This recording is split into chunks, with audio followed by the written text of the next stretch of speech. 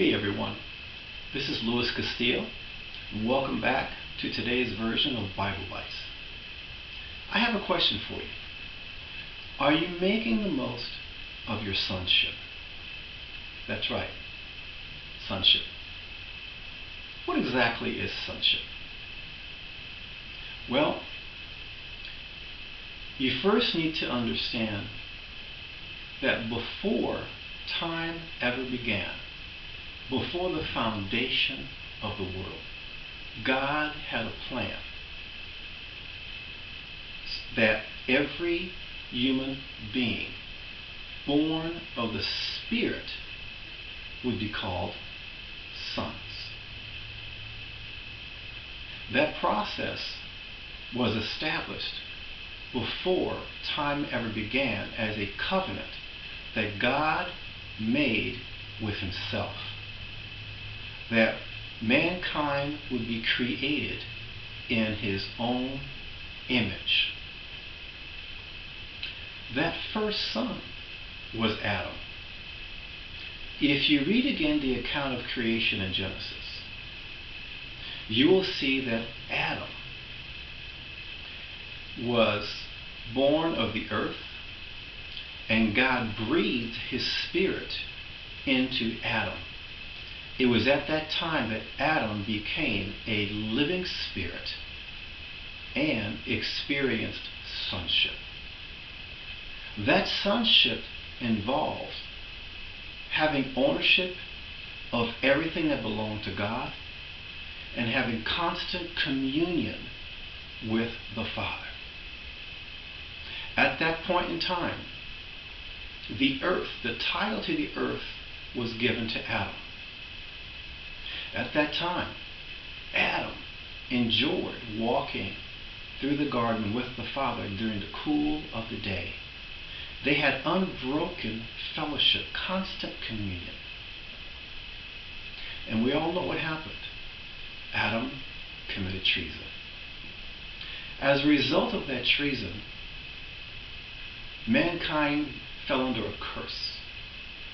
And it was that way for many miserable years, thousands of years. Mankind lived under the curse. Well, you fast forward and you come to the point in time where Jesus, Son of Man, Son of God, is introduced. He shows up on the scene and demonstrates to us what it's like to be a Son of God, to have unbroken fellowship, and to exist, to have a quality of life that shows us that we walk in power and authority, and that everything that the Father has belongs to us. Well, this video that you're watching is simply an introduction to you of a sermon that I gave several weeks ago. And the title of that sermon is, Are You Making the Most of Your Sonship? And that sonship involves covenant, and it involves an inheritance, a precious inheritance. But I believe there are many of us within the body who don't really make the most of that sonship because we have no idea what it involves and how to live it out, because we've never fully studied the life of Christ. Yeah, I know, we've read the Gospels, we've heard it preached, but I challenge you to read the Gospels again from the perspective of trying to imitate Jesus. If you were to be cast in a role for another movie on the life of Christ, chances are, if you're a good actor, you'd want to pick one of the Gospels, probably the Gospel of Matthew, and you would study everything he said, everything he did, and understand why. You want to get things from his perspective to be able to play out the role as an actor. Well, fortunately for us, we don't have to play out a role as an actor. We can live life as Christ lived it if we fully understand what sonship is all about. And that's what this sermon, I believe, if you listen to it, will introduce you to and will spark your interest and challenge you, actually. So I want to thank you today for tuning into today's Bible Bites about sonship. And if you're curious, there's an audio that's attached to this file that's been made available for you.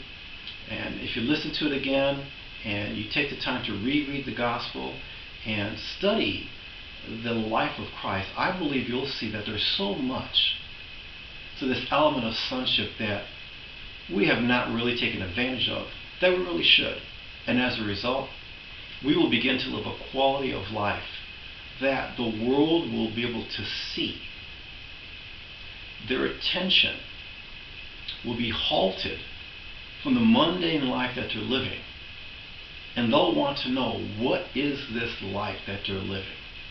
These so-called sons of God. What is that like? How do I get that? And that is the purpose for this message that I put together regarding the sonship of Christ. I hope you enjoyed, and I thank you again for tuning into this version of Bible Light. Be blessed.